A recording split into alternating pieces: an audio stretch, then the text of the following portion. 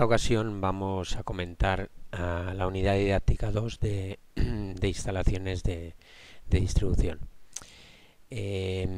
Vamos a hablar de los centros de transformación, básicamente.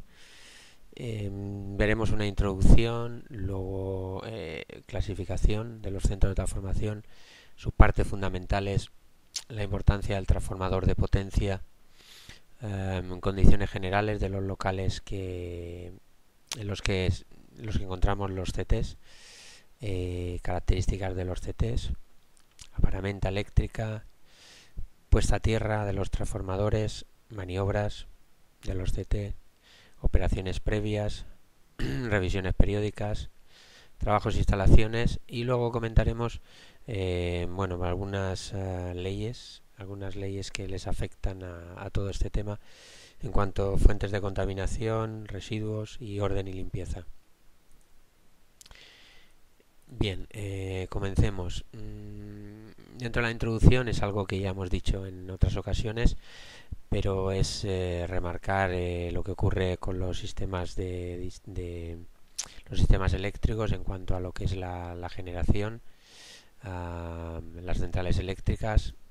Ese valor de generación de tensión se eleva para el transporte y posteriormente se reducirá para la distribución, una primera distribución primaria y posteriormente una de suministro, distribución secundaria o suministro, donde ya llegamos a los centros de transformación, y la salida del centro de transformación pues será en baja tensión 400 o 230 en monofásica.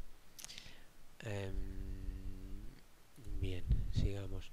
Clasificación de los centros de transformación. Bueno, pues estos se pueden clasificar en función de si es de su tensión, pues por categorías. Primera categoría, más de 66 kilovoltios. Segunda categoría, entre 66 y 30 y más de 30. Y la tercera categoría, desde 30 hasta más de 1 kilovoltio. Según cómo sea su alimentación, que sea en punta o en paso. En función de su ubicación, de intemperie, de exterior, de interior, y según quién sea su propietario, la compañía o el abonado. Vamos a explicar un poquito más, a ampliar un poco más estas clasificaciones, excepto la de tensión, que ya no hay mucho más que decir. Bueno, el CT en punta, como podemos ver aquí en este esquema, pues tenemos una entrada. Llegaríamos al centro de transformación con los dispositivos mínimos de lo que es corte, protección, pero es el final de una línea. En contraposición encontraríamos el CT de centro de transformación. A partir de ahora diremos seguramente siempre CT. CT en paso, que es el ejemplo más típico, es un anillo. Entonces tenemos, como veis aquí, una entrada, tenemos una línea de entrada, una salida donde continuaría el anillo, y a partir de ahí iría pues al abonado en concreto, ¿vale? En cuanto al CT de intemperie, bueno, pues básicamente es un centro de transformación que está encima de un poste de una torre eléctrica, el cual se coloca en zonas aéreas para alimentar alguna casa, por ejemplo, alguna nave industrial. También podría ser instalaciones provisionales de obras. Estos tienen una limitación de no de ser superior a 160 kilovoltiamperios. Los CT de intemperie, pues estos son, en la apariencia, como vemos aquí en la foto, podría parecer una subestación, son de grandes potencias y son de intemperie. Bueno, en muchas ocasiones pues estarán cerca de una población grande donde se requiere mucha potencia. A continuación tenemos el CT exterior de obra fija, donde la característica principal es que esta obra se hace pues a gusto en este caso del consumidor del centro de transformación, de los espacios que quiera dedicar. Sin embargo, el que más se utiliza dentro de esta categoría es el CT exterior prefabricado. Como veis aquí en la fotografía, bueno, pues son elementos, son bloques de hormigón con unas medidas determinadas. Se sabe exactamente el espacio que van a ocupar y, en fin, está todo más delimitado, son más económicos.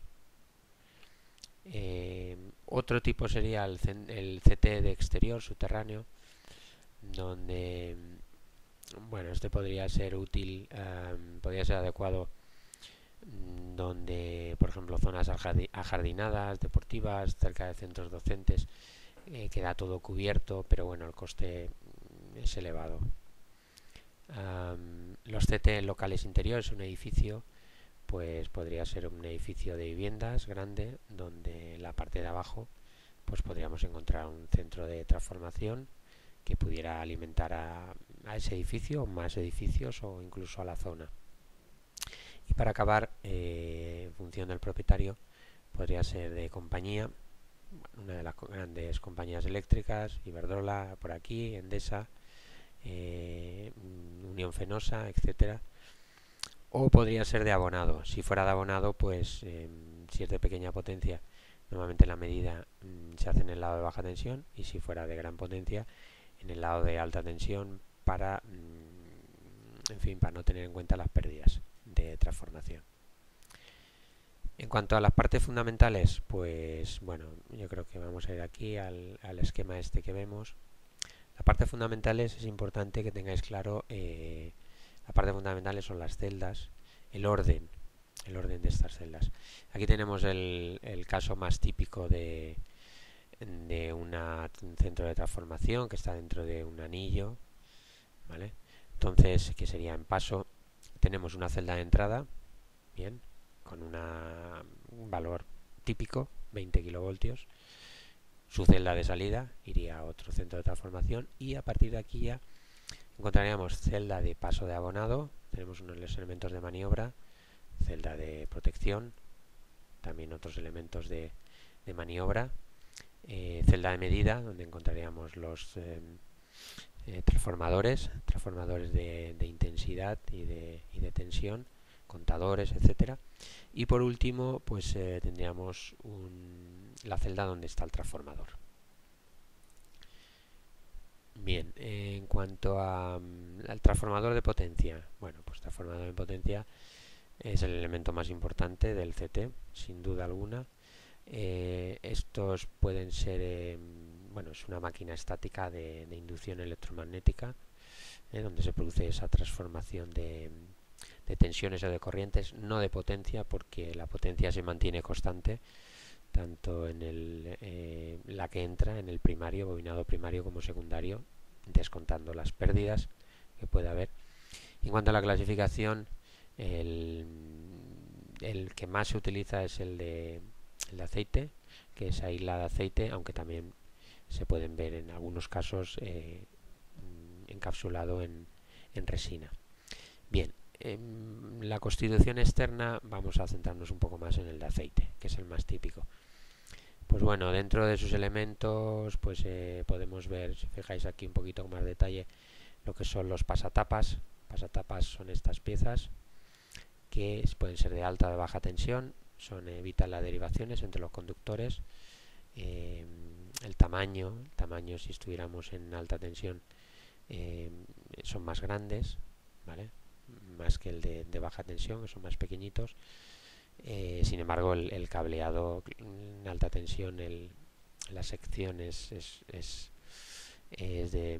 más pequeña, mientras que en alta tensión es mayor, puesto que la corriente es más grande.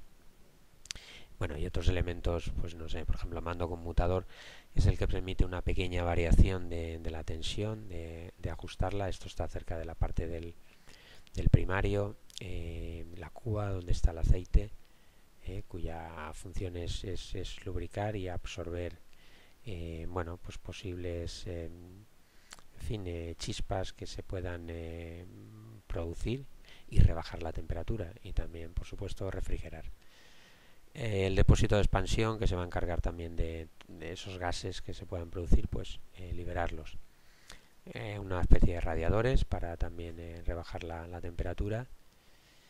Y bueno, aquí tenemos, sí, en cuanto a la placa de características encontramos estas letras que si estamos normalmente en baja tensión son minúsculas, en alta tensión la mayúscula, o si estuviéramos fuera todo de alta tensión, pues siempre la mayor tensión será la de las mayúsculas. En cuanto a su placa de características, pues que es lo que vamos a encontrar ahí, pues la potencia del transformador, tensiones nominales y primarias, intensidades nominal y primaria, tensión de cortocircuito, nivel de aislamiento, etcétera. Bien, ¿qué es el grupo de conexión? Bueno, pues cómo se conectan los bobinados. Estas conexiones pueden ser triángulo, que se representa por una D, delta, estrella, una Y, y zigzag, la Z. Y claro, esta conexión, pues dependiendo si estamos en alta o en baja tensión, por ejemplo, la conexión Y mayúscula D, que te indica que en el primario está conectado en estrella y en el secundario está conectado en triángulo, la delta. Y luego el índice horario también es importante porque vamos a ver el desfase que existen entre los bobinados. Es un número que te da una idea de, por ejemplo, el 10. El 10, que se representaba con un reloj, significa que esto como si fuera las horas de un reloj analógico. Entonces cada hora representa 30 grados, ¿vale? Si son las 10, pues sería 10 por 30, son 300 grados que existe de desfase. Este valor es importante sobre todo cuando conectamos transformadores entre sí, para que no se produzcan corrientes de derivación.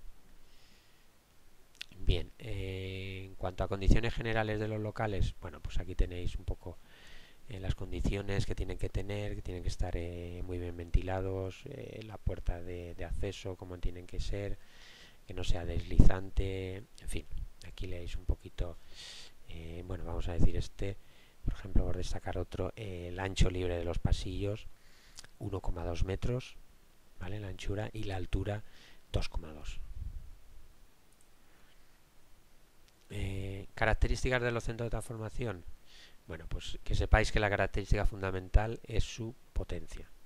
Y la potencia medida en voltiamperios, depende del tamaño del transformador, ¿vale? Pues serán kVA, kilovoltiamperios.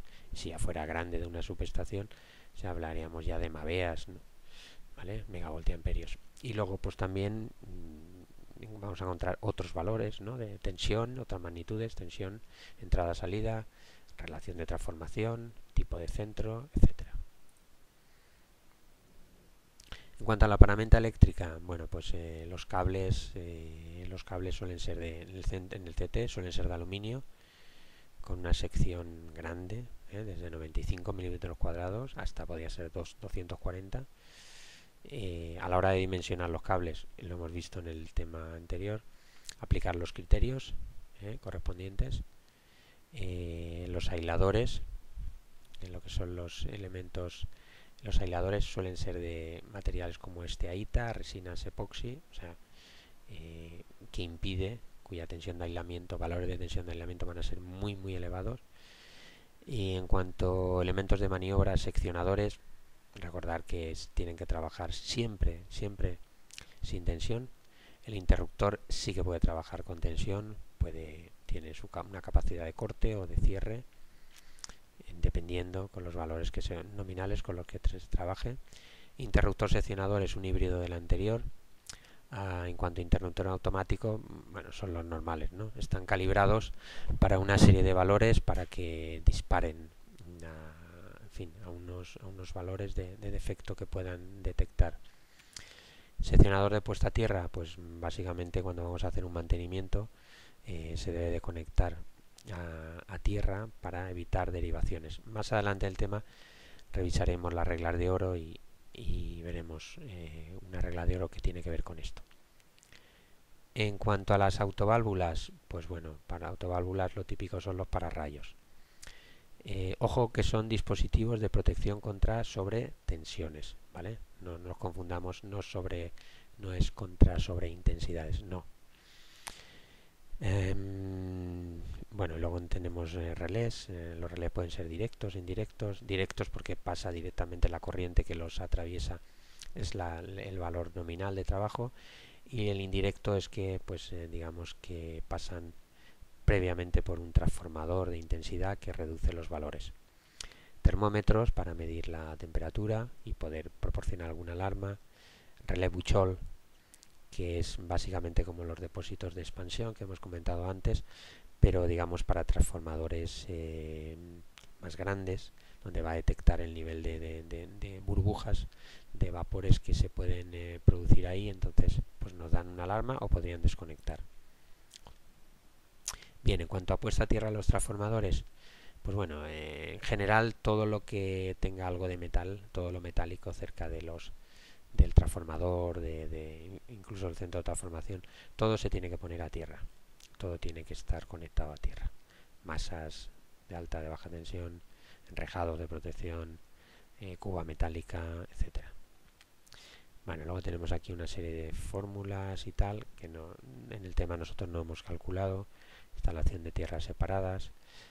Bueno, esto sería la ejecución de la puesta a tierra, cómo tendría que seguirse, ¿vale? Los pasos y las condiciones que se tendrían que dar. Bien, maniobras en los centros de transformación. Vamos a comentar esta primera parte que es muy importante. Pues bueno, pues lo que ponemos aquí, ¿no? Antes de cualquier maniobra, tener en cuenta que no accionar nunca un seccionador en carga, ya lo hemos dicho. Para cortar el servicio de un circuito en carga, ¿qué hay que hacer? Primero el interruptor, ¿vale? O sea, un seccionador no. Primero cortamos el interruptor y luego ya los seccionadores correspondientes. Antes de cerrar un seccionador de puesta a tierra, comprobar que no hay tensión. Antes de restablecer el servicio, comprobar que están abiertos los seccionadores de puesta a tierra, el PAT este. En fin, utilizar el manual, los elementos, los equipos de protección individual, los EPIs, etcétera, todo lo que sea necesario. Bueno, aquí tenéis la forma para cómo se repone un fusible, en fin, los pasos a seguir, cómo comprobar la concordancia de fases. Esto es importante cuando se introduce un transformador, o si se hace queremos dentro de un anillo, por ejemplo, ¿no? Colocar un nuevo centro de transformación.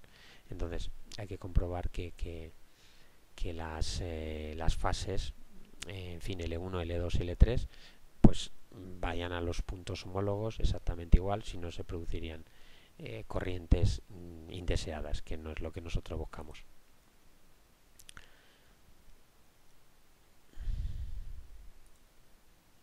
Bien, en cuanto a operaciones previas a la puesta en servicio, pues bueno, pues revisar la normativa, comprobar circuitos, toma tierra, limpieza de la instalación, en fin, comprobar conexiones de los aparatos, medir la resistividad. Bueno, aquí tenéis unas cuantas operaciones que se debería de seguir.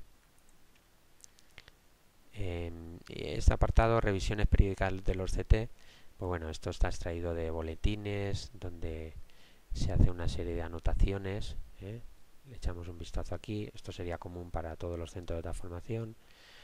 Este sería específico para los centros de transformación de interior, ¿vale? Desglosado por, en fin, si son elementos de maniobra, alumbrado, transformadores, y luego concretamente para los CT de intemperie.